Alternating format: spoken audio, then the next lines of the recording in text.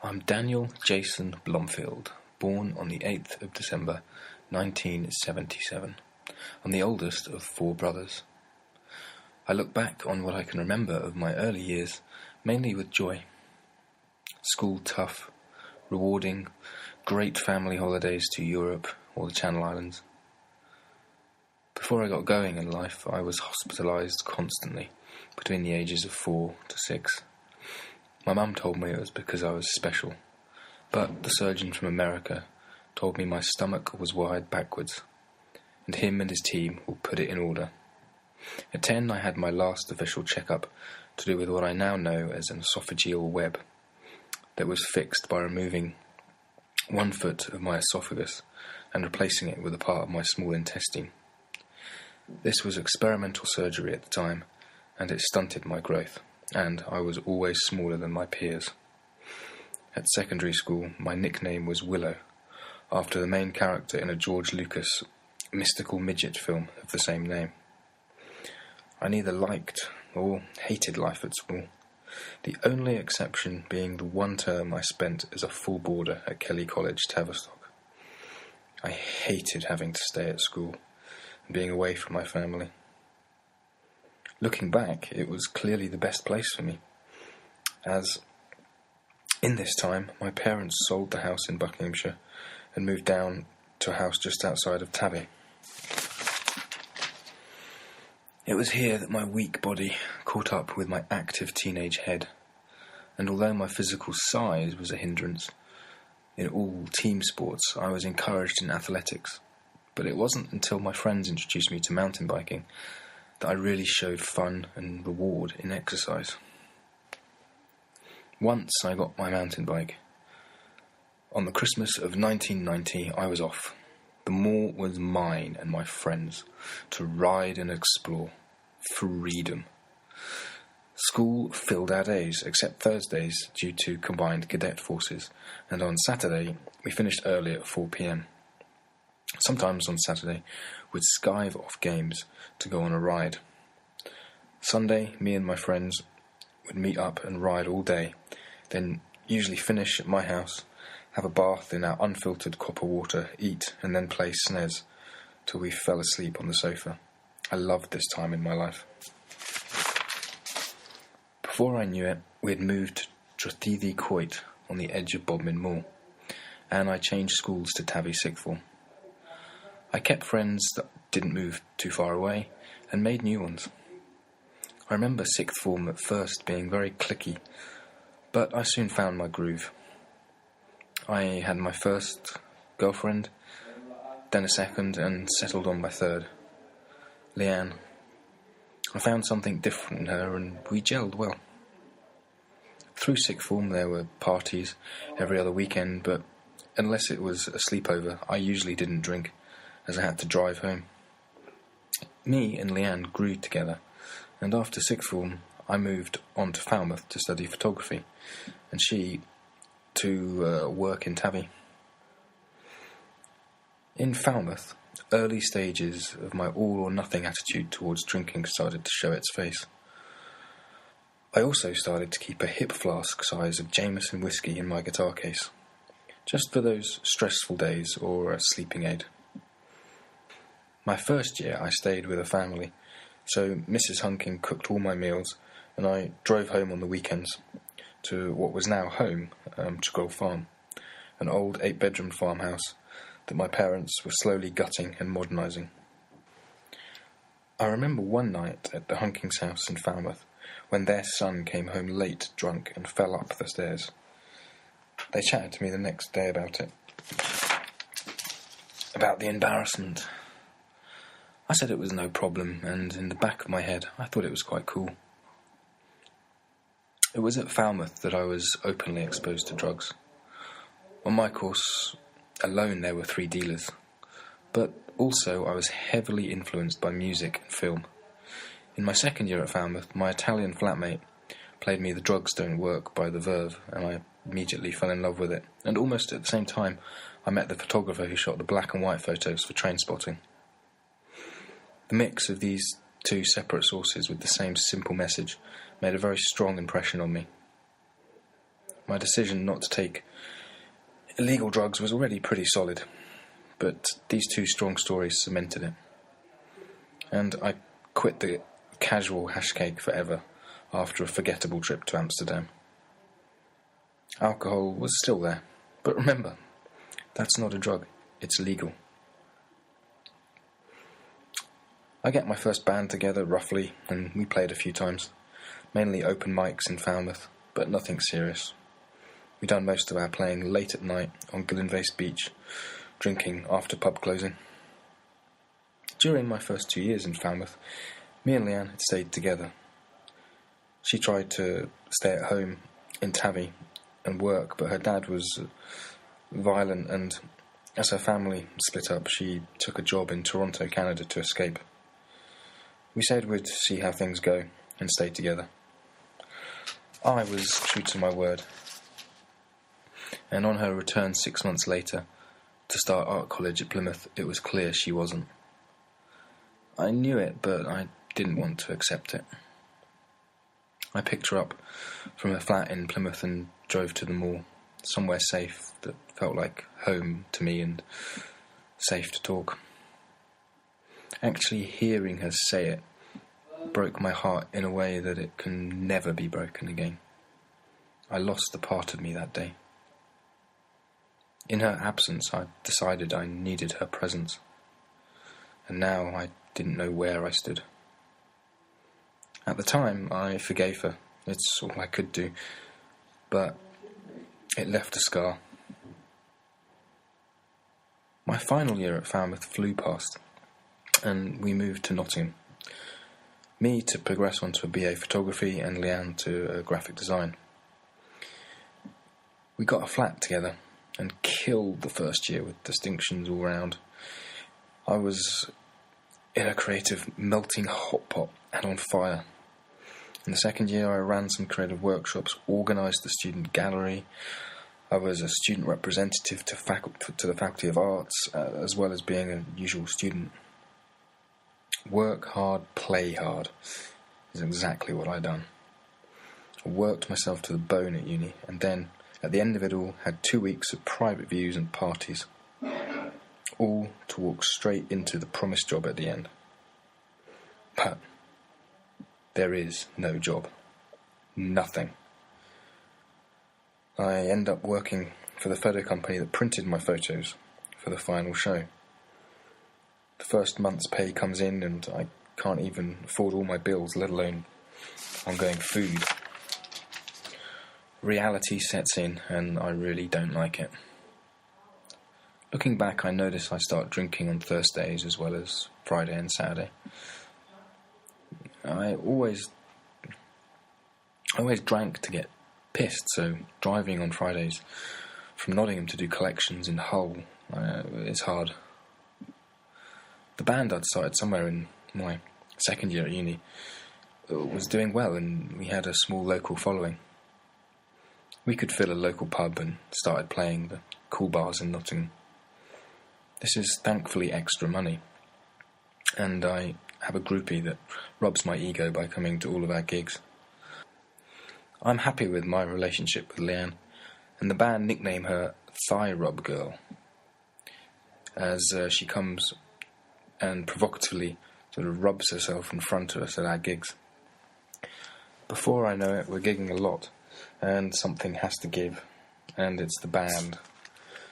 2 band members have good jobs in the city, and that's the end of it. I'm left feeling gutted and at a missed chance, and in a shit job. Before long I quit and move home to save money, and slowly start my own photo business. Leanne followed and started working as a graphic designer at St Austell College. We lived semi-happily with my parents. Business was up and down, so was my drink, and so my drinking followed. Socialising in the local pub or tennis club, but also secrecy began to slip into my life in my studio, where I had a whiskey stash in the filing cabinet. It was around this time that I had my first drink before 5 p.m. The stress of running my own solo show was too much for me. I was a good photographer, but not a businessman. I got interested in Japanese fashion photography, and soon the whole country fascinated me. I would listen to online radio in the studio, and the whole culture captivated me. We took 3 weeks off work to go to Japan. In our second week there, I found myself in a language school in Nagano, talking to English teachers about what it's like to work there. It totally changed me. On our return, we signed up to a TEFL course at Truro College, 2 evenings and a Saturday a week, on top of work.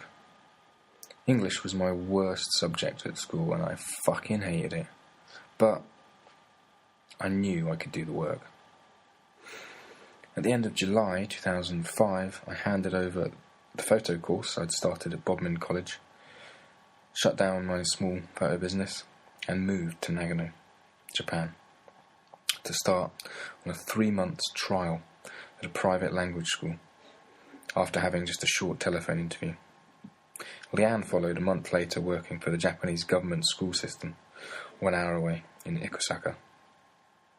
In my first week, I got on amazingly with my Canadian boss. He hired me full-time, and we spent the end of August 2005 cycling and camping in Hokkaido. Leanne and I settled in yet again to our new life, and then the winter came. In summer, I'd had to come home in the middle of a festival just to have a cold bath to cool down. In winter, it was -14 inside my bathroom, with meters of snow outside. I loved it, and snowboarding became my addiction. Then the snow melted, and my addiction had nowhere to go. I'd done other exercise, but it was never the same. I noticed Thursdays I now drank a 6-pack of beer, and would often have a drink after work, finished at 9:30 p.m. I still cycled, swam, canoed, and even started running, but the drinking increased as well. Also, the Japanese party to a time limit, with a drink as much as you can, you're allowed to in this time attitude. In a karaoke booth, you can't talk, you clap and drink. Work was easy, and life was great. No money worries and lots of free time. But friends were hard to make, and I deliberately avoided Westerners in my first year so I could learn the language and experience the culture. I mostly spent the weekends with Leanne exploring. I was on a high for about 2 years. The country was amazing, and the culture fascinating, and the people so welcoming. My younger brother came out for a winter and ended up staying. This was in 2007. After 2 years of living separately, Leanne came to work at my school, and we got a nice flat together on the edge of Nagano City. Even though we'd been together a long time, we still enjoyed our independent side. I noticed she went to bed quite early, and she mentioned a few times about my drinking, which I resented. Apart from that, we were merrily ticking over. We'd been to the Philippines and liked it, and went there in August 2008 to look for property, as we were thinking about starting a backpackers on Palawan there. By mid-August, we realised it wasn't a good plan. For the last week of August, she came back to the UK, and I went back to Japan, as it was climbing season, and I wanted to climb Addaction, Japan's 3rd highest mountain. That week, the first 3 days, were bad weather, so I stayed in Nagano, going out drinking, till the clear weather window came. One night, I was sitting alone in a bar, in a nice club in the centre of town, when a girl invited me over to join her and her friends. I did, and we went on to karaoke, and then home to go hiking the next day. Then I went home, to go hiking the next day, thinking nothing more of it. After 3 days of glorious hiking, I had the weekend and then back to work. I got home and had a call from Nako, the girl I'd met in the bar at the start of the week. She asked me to meet up, and before I knew it, we were walking to a taxi rank after a good night out. The next few months are a blur. I'm a shit liar, and before I knew it, it was snowing and I was hurting bad inside. I'd moved in with Nako to a new flat, as Leanne had chucked me out. I was either working, snowboarding, or drinking. I was concerned a lot about the level I was drinking, but just told myself, it's rock and roll, man. Deal with the shit tomorrow. At the time, I was genuinely happy with myself, but looking back, I see an empty void where my body sat. Winter passed, the snow melted, and the truth was revealed. Apart from all the problems I was in and had caused, Nako dropped a bomb right out of the blue that shook me and woke me up. Instead of working for Toyota, she worked for the floating world, sucking cock. It was only then that I realised her chauffeur-driven car was a Mercedes, not a Toyota. I had nowhere to go, so I stayed and drank. I drank and worked every day. I remember Fridays. Unusually, I had a lesson in the morning, and I remember the annoyance I felt that I couldn't finish my bottle of red wine before driving to school for an 11 a.m. lesson. Within a month, that didn't bother me anymore. The bottle was always finished, and I was more worried about my red lips and breath. Alcohol's a heavy anchor on your emotions. It's hard to move. But by June 2009, I couldn't live like that anymore. One night when Nako was out working, I packed and left. I knew a farmer that had a mountain hut, so I stayed there in total isolation. August holidays came, and I'd blown all my money fucking about. So I stayed in the hut. Me, my guitar, my bike, and a bottle that never ran dry. I remember the first day I bought a 5-litre plastic bottle of whiskey and realising a new low. September arrived with work, and I held it together. I moved to a lakeside log cabin and waited for the winter. I don't recognise this person now, but I was becoming a womanizer in town. I can't remember names, only the days I met them. Thursday and Sunday were nice women, I think. One night I remember recording music at home, and a woman suddenly bangs on the door, desperate to come in from the snow outside. She's in a right state. From what I understand, she's used me as an excuse to leave her husband. I'd tell her to go away, go to her parents' house, and never come back. I'm in a state, out of control, and no idea what's going on. On New Year's Eve, I go alone to Zenkoji Temple. I watch all 108 bell rings in the crisp, snowy night. 108 symbolising the number of impure thoughts or evils known to Buddhism. I vow to sort myself out. I stop drinking in the day and focus on snowboarding and work. By March, I decide I need to get away from everything, so I book an open flight ticket to New Zealand. I land in Wellington on the 1st of May 2009. Stay at my mate's house in Island Bay for a few days before I take the Cook Ferry to the South Island, where I spend the next few months cycling around, camping, and once a week staying in a backpacker's, taking time for my head to settle, feel my emotions, think, and stop drinking. 3 months later, I'm back where I started in Wellington, having done a lot of cycling, thinking, but with a box of wine in my bike trailer. I head home to Japan, where my youngest brother Dick is getting married to Ai. All the family are there, together, happy days, but I feel empty. I start back at my old job and start living back in the hut for the first month. My boss insists I get a flat, so I do. Yachio, a girl I met over the internet and who became a real soulmate while I was in New Zealand, comes and visits me a few times. We start properly seeing each other, but it's hard as she lives 5 hours away, and Skype just isn't the same. After a long time thinking about it, she comes and lives with me. For the first couple of months, she's the perfect housewife. But I find it weird that she doesn't want to work.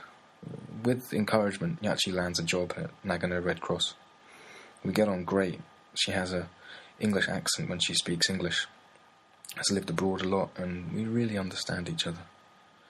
If we can't explain something in one language, we'll try the other.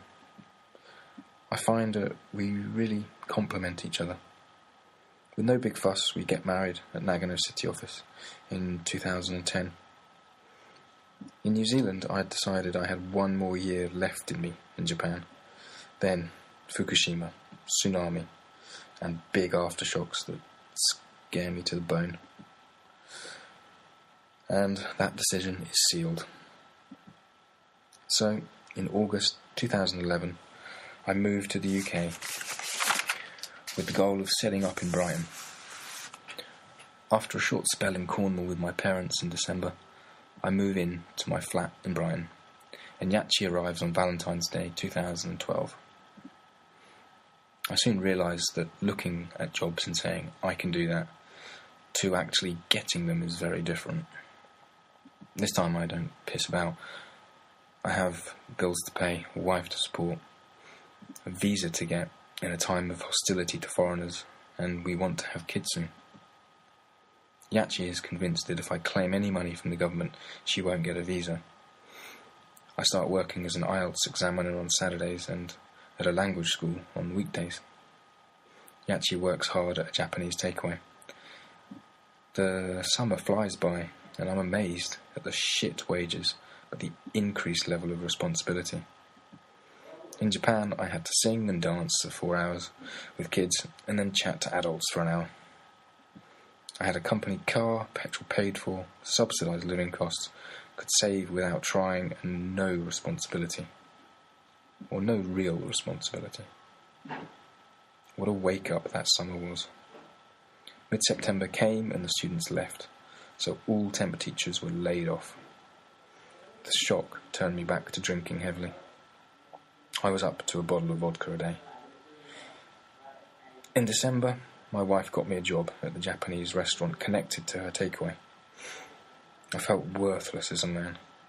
Couldn't get a job. Made too many leaps too fast and had to rely on my wife to get a job.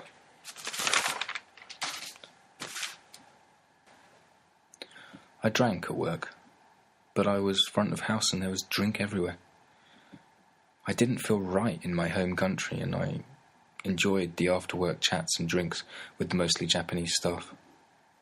By June 2013, I was working at Brighton College and drinking a litre of vodka a day, preferably from a Lucasade bowl, mixed 50-50, and in front of my mainly Swedish class. Mid-August, that contract finished, and another winter of discontent set in, job chasing and drinking heavily. If my body let me consume more than a litre of vodka, I would. Before I arrived at a party at noon on Christmas Day, I dry retched outside, but then managed to make it to the party and drink to oblivion.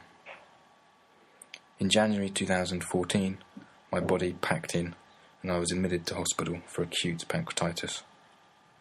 I got detoxed and done a 2-week brief intervention at Liscard Addaction. During this time, I landed a job, a full-time job, at Ovingdean Hall, a language college just outside of Brighton. I started work and connected to services in Brighton and AA. One night, after a really positive AA meeting, my guard was down and I was happy, and somehow I bought a bottle of vodka on the way home. Before I knew it, I had a deal with one of the offies in the centre of town to buy vodka before 7 a.m. on my cycle route to work. Get to work, drink half the Lucasade, then top it up with vodka for the day, and repeat. The first Sunday in June, I had to call an ambulance to my flat to take me to hospital again for another clean-out. And this time I was told I had 4 years left to live if I carried on like this. But that didn't really mean much because I didn't care. I was advised to hook up with the local services and not work until July. This I'd done, keeping my job. But I hated that job, so I managed somehow to get a better paid job, less stressful job, in Ashford, Kent. I worked and stayed on site weekdays and came home to Chy on the weekends. On August 8th, work stopped for 3 weeks, and by Monday the 11th, I was back at a litre of vodka a day. Within a week, my body was packing in. I wasn't answering calls and only going out to top up. My wife had given up on me. That Saturday, I had my first suicidal thoughts, as life was not worth living. I told Chy. I told her the next day, I don't remember, and unknown to me, she panically called my parents. Before I knew it, I was in the back of their car, coming down to Derriford Hospital to admit myself.